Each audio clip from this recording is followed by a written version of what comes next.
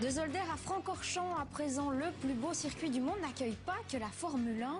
On vous emmène aujourd'hui suivre une expérience hors du commun autour de l'anneau spadois avec au volant des non-voyants. Francorchamps, un circuit historique, un circuit de passion, un circuit de passionnés. Ce matin-là, dans la fraîcheur de l'hiver, une quinzaine de non-voyants se sont donné rendez-vous pour tenter un sacré pari. Défier le toboggan spadois au volant, guidé par un moniteur. Une idée de Luc Kostermans. Je perds la vue en 2004 et quelques semaines avant ma cécité, je suis au cinéma et je regarde un film qui s'appelle Michel Vaillant, c'est un film extrêmement populaire.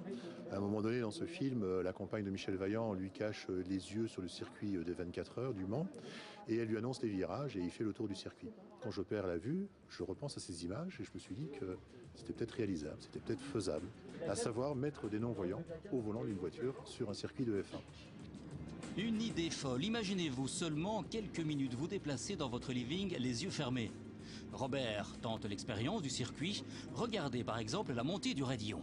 Axe. Gauche 5. Gauche 5. Gauche 10. Axe. Mais en fait, on donne des indications sur l'angle de volant, la vitesse à laquelle on doit aller, quand il faut freiner, quand il faut accélérer.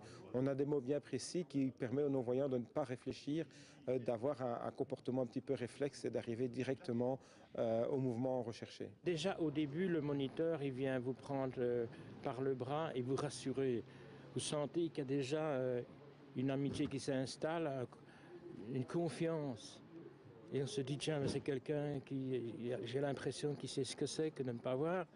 Donc il y a une confiance qui s'installe directement. Et ça, il pousse un peu. Ça, je sens qu'il me rassure.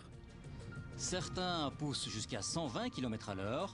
Cette expérience procure des sensations qu'un voyant ne peut imaginer.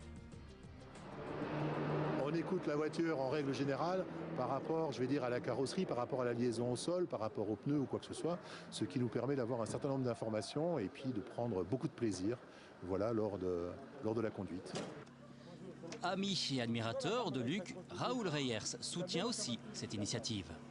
Eh bien, je suis très solidaire des gens malvoyants et non-voyants parce que personnellement, je ne vois pas très bien non plus et je n'ai jamais passé mon permis de conduire. Alors, Raoul s'amuse avec sa vieille auto à Francorchamps. Dernier conseil, ne tentez pas cette expérience sans guide expérimenté à vos côtés.